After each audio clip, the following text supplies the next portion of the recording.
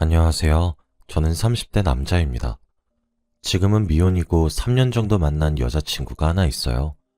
결혼 이야기가 슬슬 오고 가는 중입니다. 그런데 도무지 결혼에 대한 확신이 서지가 않네요. 그 이유는 바로 제 직업 때문입니다. 먼저 제 직업은 열쇠 수리공이에요. 저희 아버지 때부터 하셨었던 일이고 지금은 제가 물려받아서 일을 하고 있습니다. 시대가 발빠르게 변하면서 열쇠뿐만 아니라 도어락도 함께 다루고 있죠. 설치부터 잠금 장치를 여는 것과 수리까지 정말 모든 것을 다 하고 있습니다. 거의 잠금 장치를 만능으로 다룬다고 생각하시면 편하실 거예요. 그런데 이 일을 하면 솔직히 돈이 꽤 짭짤합니다. 세상엔 아직 이사를 가시는 분들도 많고 생각보다 단가에 비해 저희가 받는 돈이 좀 커서 마진이 잘 남거든요. 그러나 그만큼 못 볼 거를 정말 많이 봅니다. 저는 그래도 나름대로 이 일을 자부심을 가지고 오랜 시간 동안 해왔기 때문에 어느 정도 익숙해졌다고 생각했는데 한 달 전쯤 제가 겪은 경우가 너무 충격적이라 이렇게 사연을 쓰게 되었어요. 이 일을 하면서 가장 많이 보는 광경 중 하나는 불륜을 하고 있는 현장을 덮치는 경우입니다. 제가 약 한 달 전쯤 목격했었다던 그 이야기를 오늘 해드리려고 해요. 그날따라 미세먼지도 없이 정말 밝고 화창한 날이었습니다. 출근하는데 촉이 딱 오더라고요. 오늘 왠지 돈을 많이 벌 것 같다 이런 느낌이요. 룰루랄라 출근을 했죠. 그런데 아니나 다를까 오전 11시가 되었는데 바로 출장건이 하나 잡히는 거 아니겠어요? 여기 슈퍼협 아파트 110동으로 언제까지 오실 수 있어요? 라는 전화를 받았어요. 상대방은 여자인 것처럼 보였죠. 지금 바로 출발하면 한 25분 정도 걸릴 겁니다. 설치 때문에 전화 주신 건가요? 라고 대답했어요. 아니요, 문을 따야 될 것 같아서 연락드린 거예요. 하시는 거예요. 그래서 제가 예, 알겠습니다. 빨리 도착하겠습니다. 하고 빛의 속도로 출발했죠. 상대방께서 말한 주소는 또 부자들이 사는 아파트이기도 해서 통 크신 분들은 고생이 많다고 하시면서 팁도 주시고 그러시거든요. 여자분께서 말씀하신 주소에 도착했는데도 로비에 보이시질 않더라고요. 보통 고객님들은 상세 주소를 말씀해 주시고 현관문 바로 앞에서 기다리시거나 상세 주소를 말씀하지 않으신 경우에는 찾기 쉽게 로비에서 기다리시거든요. 그래서 다시 전화를 걸어서 어디시냐 물었더니 저더러 죄송한데 지하 2층에 있는 주차장으로 오실 수 있으신가요? 하더라고요. 보통 흔한 경우가 아니라서 엥? 하며 의아했지만 제 입은 착실하게 예, 알겠습니다. 곧 뵐게요. 하고 지하주차장으로 향했습니다. 지하주차장으로 내려가니 비상 깜빡이를 킨 하얀색 소나타 승용차가 보였어요. 저 차구나 싶더라고요. 차주로 보이는 여성분도 제가 몰고 있는 승용차에 붙어있는 저희 가게 이름 스티커를 본 건지 차에서 내리셨죠. 저는 밝게 웃으며 안녕하십니까? 하고 인사를 하려고 했었는데 여자분의 얼굴이 아주 엉망인 겁니다.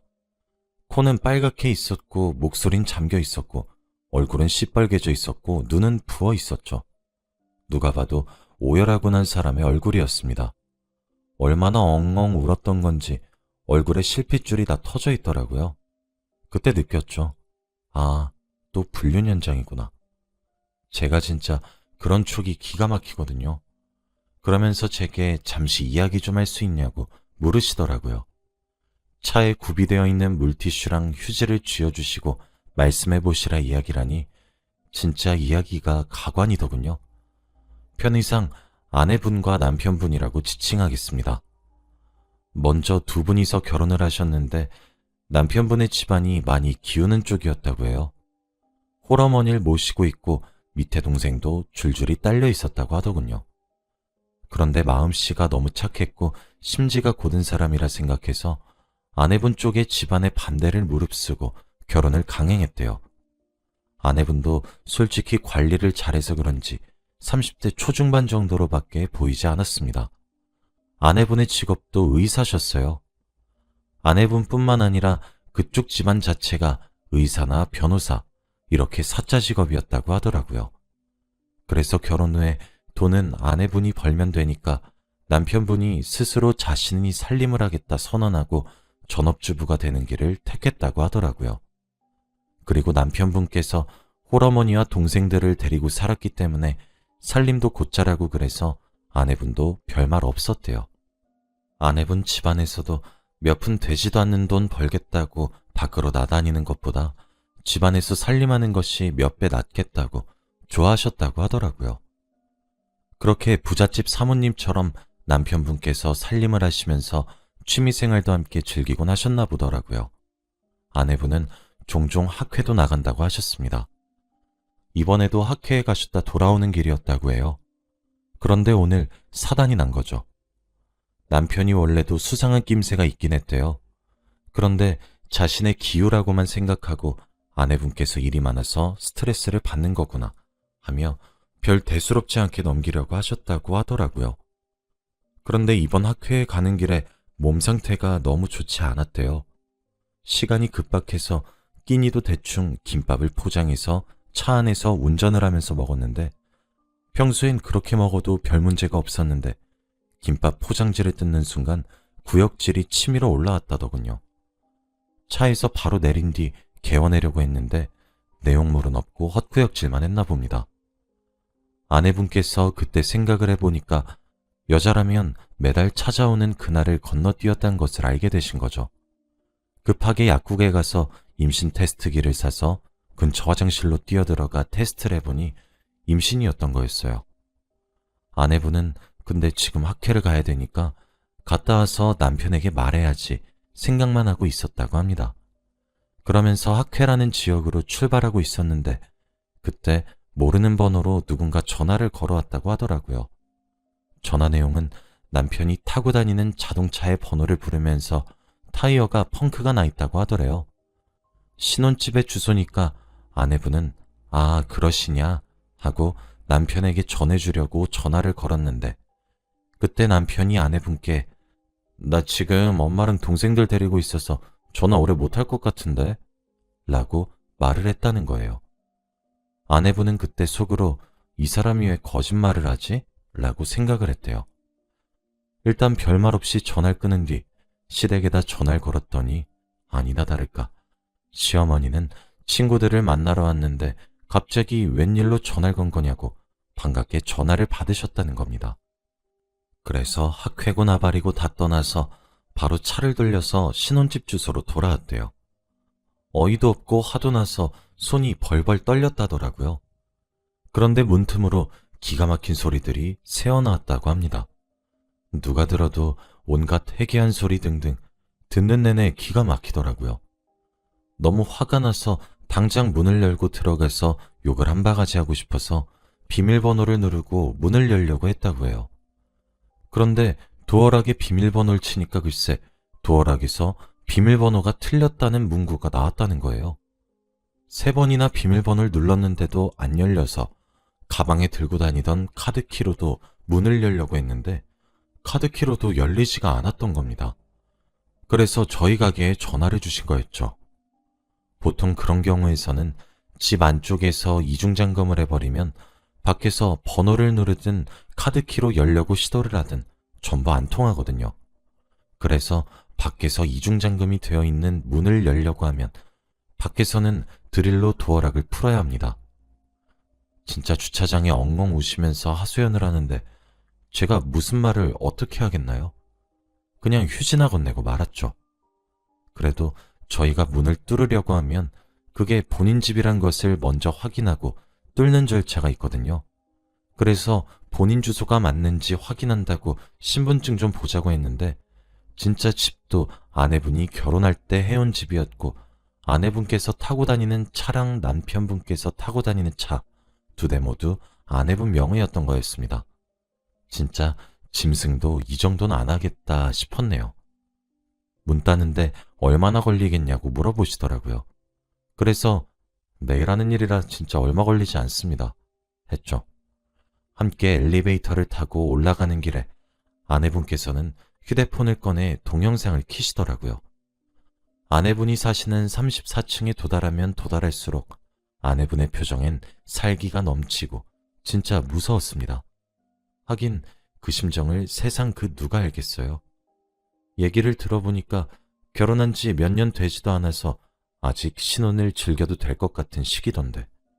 심지어 아이를 임신했던 사실을 알게 된 오늘 남편의 불륜까지 알게 되었으니 속이 얼마나 문드러질지 가늠도 되지 않더라고요. 저는 제발 그 짓이 끝나 있길 빌었습니다. 임신 초기인 아내분의 심신안정을 위해서 말이에요. 엘리베이터는 빠르게 도착했고 아내분의 집 현관문 앞에도 도착했습니다. 아내분께서는 문에 귀를 대더니 정말 사색이 되시더라고요. 사실 문에 귀를 대지 않아도 옅게 들렸습니다. 집안에서 새어나오는 소리가 말이에요. 아내분은 누가 봐도 분노를 걷잡을 수 없는 표정이었고 저보고 잠시만 조용히 해달라고 하더니 그 새어나오는 소리들을 녹음하시더라고요. 한 2분 정도 녹음을 하고 난 뒤 제게 빨리 문을 따달라고 하셨습니다. 맨날 하는 일이니까 솔직히 30초도 안 걸리거든요. 사실 아내분께서 비밀번호도 3번이나 치시고 카드키까지 갖다 대었는데 왜 안쪽에서 반응이 없었나 신기하게 느껴졌었는데 보통 40평대 후반부터는 현관문 쪽에 중문이 따로 있더라고요. 현관 자체도 넓고요. 유리창을 중간에 넣은 나무문이 있어서 그런지 소리를 못 들었나 보더군요. 물론 제가 도어락을 떼는 소리도 함께 못 들었고요.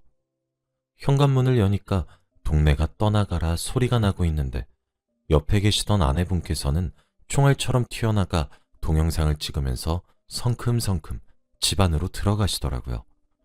그 소리에 인기척이 느껴졌는지 아내분께서 집 안으로 들어가시고 1분도 채 되지 않아 여자의 비명소리, 남자의 당황해서 당신이 지금 어떻게 여기 있냐는 소리와 멍청하게도 분명 비밀번호도 바꾸고 이중잠금도 해놨는데?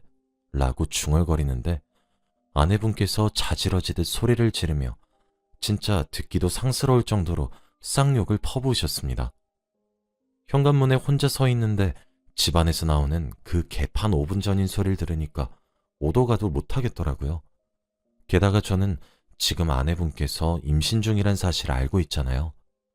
이미 집으로 오는 순간부터 위태로워 보이셨는데 잘못되는 것은 아닐까 걱정스럽더라고요. 고민을 하다가 에라 모르겠다 심정으로 말리기 위해 저도 아내분이 간 곳으로 따라 들어갔는데 세상에 남편의 상대 여자는 소파 뒤에 웅크리면서 숨으려고 노력하고 있고 남편분으로 추정되는 놈은 임신 초기인 아내의 손목을 잡고 휴대폰을 뺏으려 하고 있고 눈앞엔 지옥이 펼쳐져 있었습니다. 아내분은 저를 본 것인지 도와달라고 소리를 지르시고 남편분은 그런 저를 보고 당신은 누군데 여기 기어들어와 있냐 소리를 지르고 아내를 맞이했던 불륜녀는 저를 보고 소리를 지르고 귀에서 삐 하면서 이명이 들릴 정도로 진짜 개판이었습니다. 일단 홀몸이 아니신 아내분께 다가가 아내분을 보호하고 두 분께 옷 좀 챙겨 입으시라 그랬어요. 아내분께서는 그 와중에도 착실히 증거를 남기기 위해 촬영한 동영상을 저장하고 계시더라고요. 나는 대체 누구고 왜 여기에 서 있고 이런 상황에 끼어 있는 것인지. 아내분은 저더러 자기를 데리고 나가주시면 안 되겠냐고 간곡히 부탁하시더군요. 일단 자리를 피하셔야 될 것 같긴 했기 때문에 남편분께서 안방으로 몸에 걸칠 것을 찾으러 들어간 사이에 아내분을 데리고 바로 아파트를 나와서 제 차를 주차했었던 지하주차장으로 돌아갔습니다. 엘리베이터를 타고 내려가는 그 짧은 순간에도 아내분께서는 통곡을 하시며 우시는데 참, 제 3자가 보기에도 짠한 상황에 놓여 있는 것을 뻔히 알고 있으니 뭐라 해드릴 말이 없더라고요. 지하 주차장에 도착하고 아내분은 본인 차에 가서 물을 조금 먹고 오더니 제게 얼마 나왔냐고 물어보셨습니다. 제가 출장비는 7만 원이고 도어락 새로 교체까지 원하시는 거면 추가금 15만 원 더 붙는데 어쩌시겠냐고 물으니까 10만 원짜리 수표를 4개 쥐어주시면서 죄송한데 도어락도 교체해 주시고 가달라고 하시고 오늘 너무 감사했다고 그러는 의미로 돈 더 챙겨드리는 거라고 하시더라고요. 그러면서 절 붙잡고 엉엉 우는데 와, 근데 그게 거기서 끝이 아니더라고요. 저는 사실 임신을 알게 된 날 남편의 불륜 사실도 알게 된 것도 흔치 않은 우연이라 생각하고 무슨 막장 드라마라고 생각했는데 남편의 불륜녀였던 여자의 정체가 아내분의 친척 동생이라고 했습니다. 하소연을 들으면서 사실 아내분이 많이 불쌍하기도 했지만 그래도 흔하게 볼 수 있는 장면은 아니니 구경한다는 심산도 조금은 포함되어 있었거든요. 그런데 참 그게 맞나 싶더라고요. 그 와중에 남편분은 당연히 똥줄이 타겠죠. 자기가 저질러 놓은 죄도 있고 아내분께서 찍은 동영상이 있으니 자기도 얼마나 두렵겠어요. 맨몸으로 장가와서 아내 덕만 보고 사는 중이었는데 그래서 그런지 아내분께 전화를 미친 듯이 하기 시작했는데 정말 가슴이 아팠던 건 아내분이 진동 소리를 듣고 휴대폰을 들어 올렸을 때 보게 되었어요. 아내분이 남편분을 내 쉼터 하트라고 저장을 해놨더라고요. 그렇게 아내분은 저를 붙잡고 좀 더 울고 난 뒤 도어락 교체를 위해 저와 함께 다시 집으로 올라갔습니다. 도어락을 교체하는 사이에도 불륜녀와 남편분께서는 아내분 근처를 맴돌면서 말을 걸고 미안하다, 실수였다 하며 변명만 하시더라고요. 도어락 교체도 신속히 끝내고 저는 그대로 내려왔어요. 아내분께서는 비밀번호를 바꾸시고 그 두 명을 밖으로 내쫓아내시더라고요. 혹시나 저를 따라와서 제게 불똥을 튀게 할 것 같아서 후다닥 엘리베이터에 타서 닫힌 버튼을 연타한 후 지하주차장으로 가서 정말 꽁지가 빠지도록 운전해서 일터로 돌아왔습니다. 그 이후로의 일은 알 수 없지만 아무래도 이혼을 할 것 같긴 하더라고요. 근데 이게 참 눈앞에서 한 가정이 파탄나는 꼴을 보고 있으니까 마음이 참 뭐랄까 싱숭생숭한 기분이 들기 시작했습니다. 그리고 진짜 남편분도 선하게 생기셨어요. 교회 목사 아들같이 진중하고 자상한 느낌을 풍기는 사람처럼 보였죠. 근데 그런 사람이 아내분의 친척 동생과 불륜을 저질렀던 사실이 참 와닿지도 않네요. 인간에 대한 불신이 생긴다고 해야 하나? 기본적으로 믿을 사람이 없다는 생각이 요즘 종종 들고 있습니다. 저도 지금 결혼 이야기가 오고 가는 여자친구가 있거든요. 그러는 와중에 눈앞에서 사람을 기만하고 배신 때리는 상황의 절정을 보고 왔더니 정말 이러면 안 되는 거지만 믿기가 어렵고 결혼에 대해 자신이 없어지네요. 여자친구를 사랑하곤 있어서 그런 마음이 생기면 안 되지만 말이에요. 솔직히 그 아내분도 사랑 하나만 보고 다른 나머지 조건을 안 본 거잖아요. 저 진짜 제게 하소연을 하셨던 아내분의 말들 중에 자기가 돈으로 좋은 사람 하나를 버려놨다 라고 말씀을 하시면서 우시는 모습이 아직도 눈앞에 생생할 정도로 기억에 남습니다. 돈은 물론 평소와 다르게 2배에 가까운 큰 돈을 벌었지만 남의 치부를 훔쳐본 대가로 받은 것만 같아 찝찝하기도 합니다. 저는 정말 불륜이 없는 세상에서 살고 싶어요. 그런 짓이 해로운 것을 누구나 다 알면서 왜 그렇게 못 즐겨서 안달인 건지. 사랑이 죄는 아니지만 그렇다고 해서 불건전한 관계가 정상인 것은 아니잖아요. 참, 저도 결혼을 해야 하는데 막상 눈앞에 일련의 상황들이 펼쳐져서 한 가정이 무너져 내리고 없어지는 것을 보고 있으니 머리가 복잡해지더군요. 제 결혼 생활도 저리 되는 것은 아닌가 하는 걱정도 들고 그러네요. 아무튼 저는 알아서 해결해 보겠지만 말입니다. 그 아내분께서 꼭 위자료를 받을 수 있는 것들은 다 받아내셔서 복수도 하시고 무사히 안전하게 성공적으로 이혼을 꼭 하셨으면 좋겠어요. 그럼 제 이야기를 마치겠습니다. 그동안 들어주셔서 정말 감사드립니다.